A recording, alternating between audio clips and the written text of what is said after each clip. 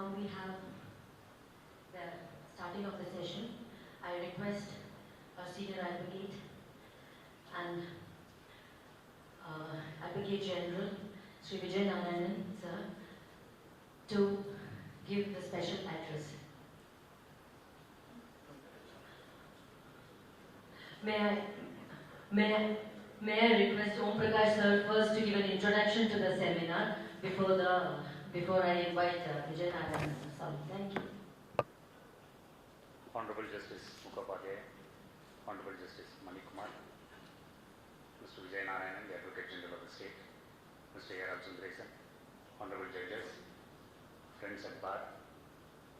We have quite a big schedule. Probably that is why our master suddenly thought that this event should be skipped so that we get into the next thing. I'll be very brief and finish that so that we go to the next point. This IBC seminar on the emerging trends was the need of the hour in view of the new legislation taking a vast shape. When this was mooted out, our Advocate General was immediately very encouragingly came forward and said that the Bar Council should take the initiative so that the Advocate Committee will be benefited out of it.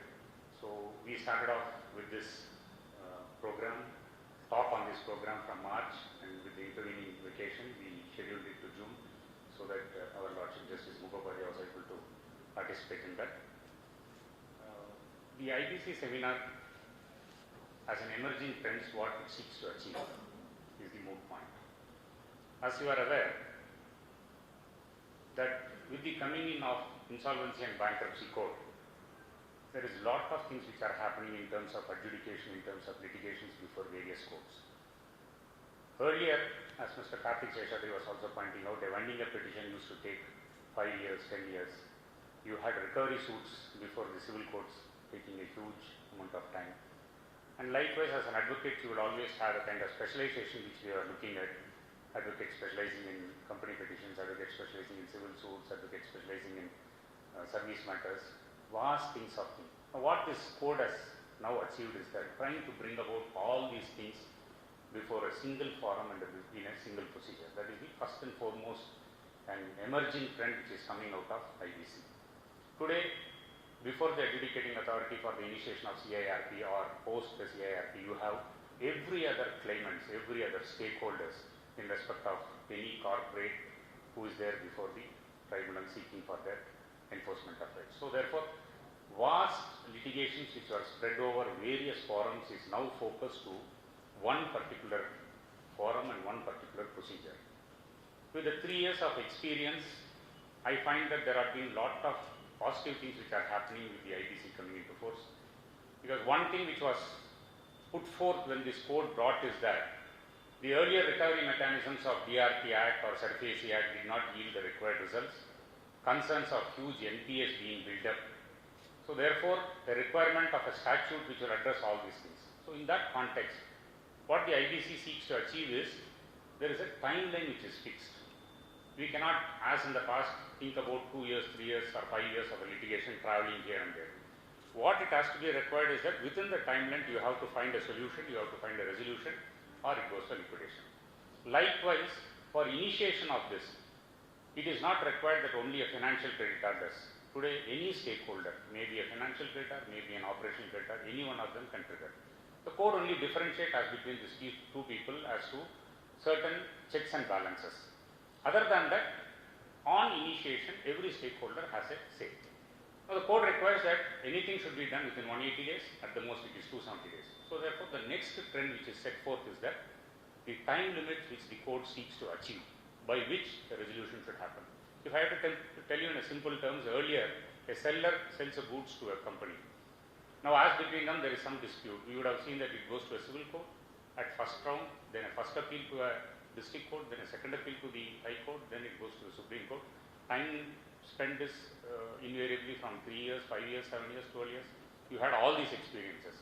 Now, same kind of a supplier of a goods to a company today, if he is not able to recover the dues, he invokes IBC, and we have got cases to show that it is the maximum period of 7 to 8 months. It has reached Supreme Court, attained a finality, and more importantly, within the system, there had been a win-win situation. Once the claim is filed, the IRP adjudicates, adjudicating authority looks into it. It is not a case of process of adjudication which is lost. It is the other way around, trying to find out a win-win situation for this. So this is the second thing which the code seeks to achieve. Now thirdly, as advocates, what is the purpose of this seminar would be, in simple words if I have to put, it is nothing but a capacity building exercise. The code requires a huge capacity building exercise so that it is more successful. Today in terms of infrastructure, number of NCLTs, number of presiding officers to be appointed, number of well-equipped resolution professionals, all those things are also challenges, all those things are also requirements of capacity building. But as advocates, standing in this bar council, my primary concern would be, the seminar which we are now organizing is to see that as advocates, what is the role you can build, what is the role you can play in this capacity building. If you are equipping yourself more towards that, that is the biggest achievement we can put forth ourselves for this capacity building. Now the code recognizes 4 different types of professions being part of the entire system, like chartered accountants are there, company secretaries are there, cost accountants are there, and advocates are also there. Now interestingly, if you find a resolution professional, a registered resolution professional can be from any of these 4 branches. I need to admit the fact that as far as advocates are concerned, today we are lacking grossly on that aspect, because most of the resolution professionals are either being chartered accountants, cost accountants, or company secretaries. It's only hardly a few of them who are advocates. One requirement the code says is that there will be an insolvency professional agency. These bodies are required to register as an insolvency professional agency so that they groom their persons in the profession who take shape and who shift himself to become an insolvency professional. Now, as far as advocates are concerned, so far we don't have any insolvency professional agency registered in this country. Whereas chartered accountants have registered, company secretaries have registered, cost accountants have registered. So today, if an advocate has to get himself registered as an insolvency professional, he has to be a member of any of these agencies, not an agency which is recognized by the bar council or the advocates body. So this is one challenge which is coming up as an advocates. We are looking at a huge capacity building so that we play a better role, a greater role as far as this code is concerned. So this is the third. Now, interestingly, when we talk about this capacity building as an advocate, there is huge litigations which are opening up as far as the code is concerned also. You take every aspect. Interestingly, this code has seen the maximum amendments which came. So there were challenges, judicial intervention at every stage. Everything was subject to challenge. When these orders came up, the Supreme Court said that, let us take this, immediately lay down the law. So once Supreme Court said that these are some flaws which is there and law is laid down, legislature took up the point and immediately said, yes, we will amend. So therefore, you can see in terms of section 29A amendment where disqualification, in terms of 12A amendment where they said resolution, settlement, and in terms of claims by claimants, all these things within this 3 years period I have seen lot of amendments coming. Therefore, the law is taking a very big shape in that. Interestingly, the Supreme Court, while upholding this law in the Swiss Ribbons case, used a terminology saying that legislature should be given an opportunity for experimenting. They refer to the American jurisprudence and say that you have to give them to experiment as far as economic laws are concerned. So in that aspect, as an advocate, today you are required to rub your shoulders with chartered accountants, company secretaries, everybody, in terms of functioning the system or in terms of working out the procedures or even in terms of appearing before the adjudicating authority. So you have even a chartered accountant challenging you and arguing a point. So as a lawyers, we may have to live up to that situation and see that as an adjudicators with this year-old, decades-old profession behind us, you should also live up to this situation. So this is the other issue which the code looks at, a multidisciplinary approach as far as all professions are concerned. So with this, as I said, there have been a lot of changes which are happening, trends which are being set, to the extent that today even a service lawyer is forced to approach the NCLT seeking to initiate an CIRP on the ground saying that the dues of the workman is not paid. Today you have a service provider of a company, you have a person who is selling goods to the company, apart from the financial credit. Why I am touching up all these things, the major thing which you find outside is that always what is said is that banks are invoking IBC, financial institutions are invoking IBC. This is in the context that the huge NPS was the concern, the other 2 legislations did not achieve the motive was concerned, therefore they went to it. But as the code is taking shape, you can find that there are various other claimants, various other persons who are also getting into the product. Therefore, these are all the new trends which are setting. So we thought that by this Bar Council of Tamil Nadu will create a platform for the advocates to initiate the process, and I am really grateful and thankful to the Advocate General Mr. Vijay Narayanan, the Bar Council of Tamil Nadu for having given this opportunity of organizing this seminar, and we only look forward that this will be one first stepping stone and a series of such lectures or seminars to come forward with the support of the advocate community. So this will be the slight introduction I thought I can give it for the seminar which is to follow. I hope that all the participants here have a very fruitful and useful day. Before I end, I have only one more thing to be put forth to all the participants. We had a message from Justice Sanjay Kishan Kaul, Judge, Supreme Court of India, who having come to know about the seminar being organized, he had sent us this message. I will only read out to this for the benefit of all the participants. It gives me great pleasure to learn that the Bar Council of Tamil Nadu and Puducherry, Chennai has put together its efforts in organizing a seminar on insolvency and bankruptcy emerging trends.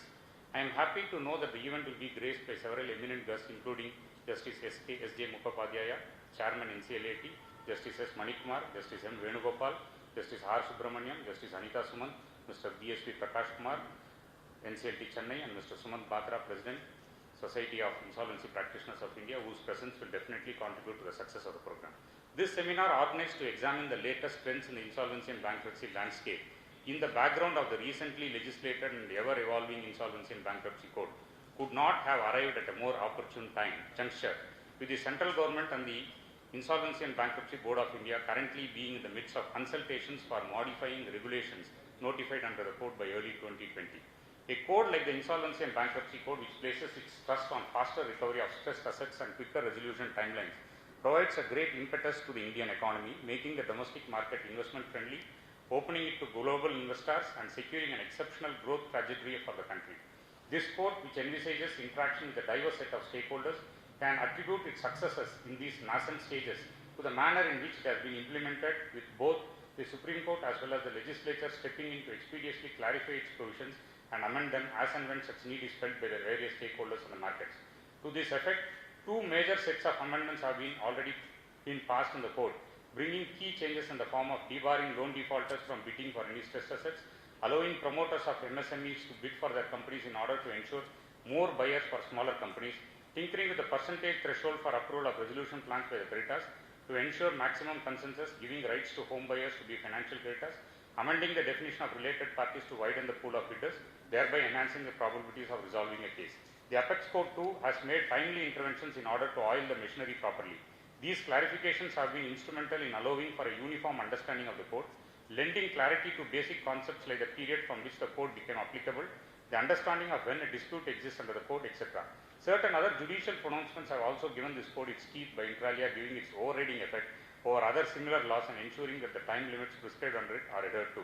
Judicial pronouncements pertaining to the code have, however, repeatedly also sought to ensure that no party is allowed to delay the process envisaged by the code by hiding behind the facade of frivolous appeals to the judiciary.